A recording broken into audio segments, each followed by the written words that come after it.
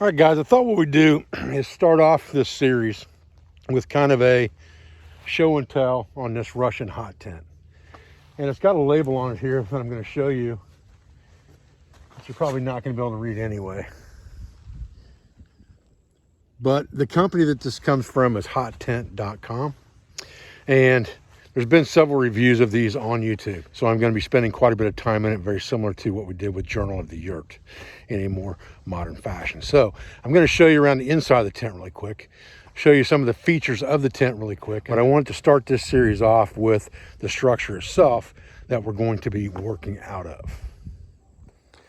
Okay, so here is the Russian hot tent, and it is a camouflage large dome basically that has an umbrella type opening with a stove jack, and it is insulated very, very well. It has a skirt that goes around the ground. It has lots and lots of tie-out points on it. Some of them I'm not even using. It has multiple gusseted areas on it that you can ventilate the thing if you're looking for ventilation in warmer weather. It has a floor that zips into it, and I've got a piece of subfloor laid in there as well right here. But it's got a floor that zips into it all the way around. You can see it has a liner inside the tent all the way around the inside. It's connected here. You can see it's a secondary liner that double walls everything so that you've got trapped dead air space in between the linings, and those also have windows. And then there's an area at the top where you can store equipment. I've got a carbon monoxide smoke detector up there because I do have the wood stove in here as well. And this wood stove's got glass panels on both sides. It also has heat shields that will bolt onto that. And it came with this tent when I got it from the company, but it's also sold separately. I've already taped up the pipes. I've already burned it in the stove. But I like these glass panels exposed because it gives you that light, that ambience of a fireplace kind of in your tent. But it really, really heats this tent up very, very quickly. We're not going to talk too much about what I have for accoutrements and sleeping arrangements in the tent, but I do want to talk about some of the components of the tent. It has several bags that Velcro on to the side of the tent on the inside, different configurations that you can use to store different things. I've got one there, one there. So I've got 4 of those in here as well that are part of the tent itself. And then again, I've got a piece of subflooring here from another tent that I have that's like this but bigger down at our base camp. And I'm just using this subfloor in here to kind of give myself a little extra insulation right underneath the bed itself. You can see that all of the tie-out points on this thing are gusseted. They're really, really heavy duty. We've put a lot of pressure on them already, and I had some 50-mile-an-hour winds plus up here the other day. Didn't affect this tent whatsoever. So it's got some reflective areas on it so that it shines really well at night. When you come up here, if you're shining a light, you know exactly where it's at. It's not hard to find your camp at night.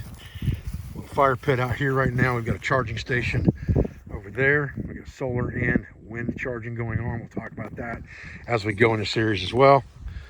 Kubota side-by-side Sidekick 850 sitting right there, full of trapline gear.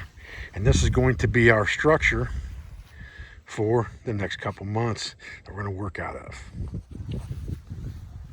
One of the things that's kind of unique about this is it has, again, because it has a liner in it, you've got 2 different zippers to zip the liner and then zip the door. And even once you get the door zipped down, you have an exterior 3rd door basically that's rigid that closes, and it folds underneath this gusset here.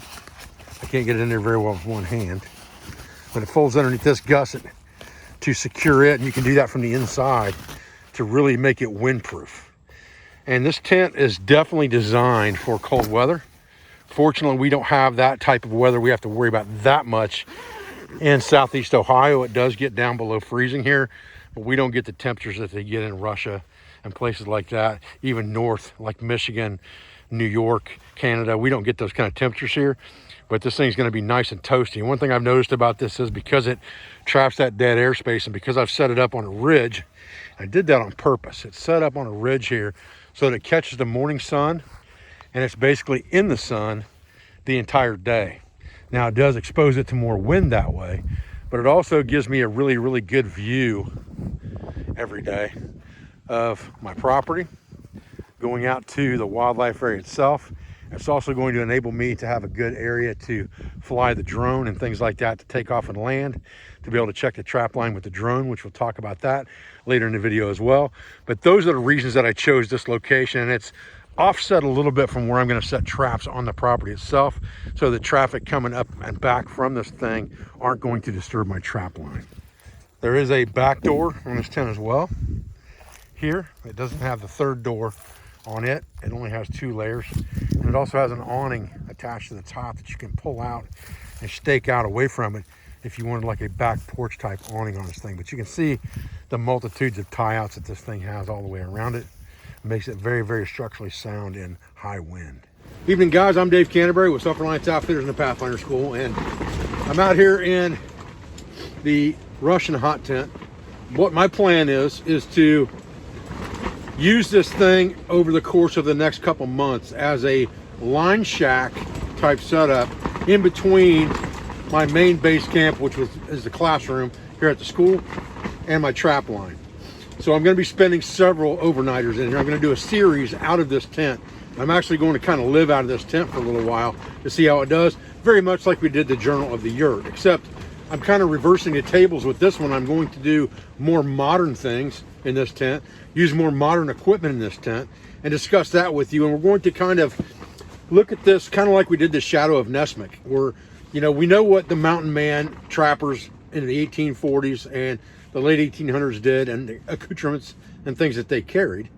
And let's compare that with modern accoutrements, or their replacements in modern accoutrements, and kind of talk about the things that I think are important to have in a station or line camp like this, things that I would want in an encampment that I was going to have a little bit longer term, things that I would want in here for food, for equipment, for emergencies, all those types of things, sleeping arrangements, basic setup in general inside the tent. This is a very large tent on the inside. I'm going to give you guys a really good review of this thing in a separate video in this series. We're going to do lots of separate videos. One of the things I don't want to do in this series is I've got about 50 trapping videos on YouTube. So although we're doing this during the trapping season, I don't want to reiterate too many of those old videos on how to make sets, where to make sets, how to skin animals, and all those kind of things that I've already done that you can already look at on my YouTube channel in my modern trapping playlist. And I want to take the time to, we'll walk the trap line, we'll look at catches, things like that. We'll look at a few resets. We'll look at some equipment that we're going to use on the trap line and things like that in separate videos in the series. But I want to concentrate on this camp itself, the equipment, how we're using it, what we're using, how it's working for us, how it's not working for us, things that I would deem important, and how well the shelter does in a wintertime environment. It's about 45 degrees-ish right now, and it's blowing 40-mile-an-hour winds outside. Been blowing there all day. I've got a wind generator set up out there charging a power unit right now, a power bank unit right now, and it's been blowing full on all day. I actually had my iPhone plugged into it for quite a little while today, and it definitely charged my iPhone 11. So it does work in a high wind situation. How it works over the course of time, I want to find out. I've also got solar panels out there. We're going to talk about all of these things in this series of videos that I'm getting ready to make. But I wanted to give you guys kind of an introduction video to this series.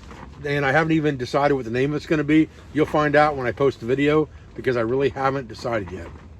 But it's going to be a good series. We're going to have fun. We're going to do a lot of learning. We're going to do a lot of learning together, just like the old days. Let's learn together. I'm going to try some new things that I haven't tried before and let you know the pros and cons of them as we go. I'm going to try some tried and true things that I know work, and we'll talk about those things. There'll be some learning involved in that as well for everyone. I learn stuff new all the time, even when I'm using gear that I've used over and over again. If I'm using it in a different context or a different situation, I learn too.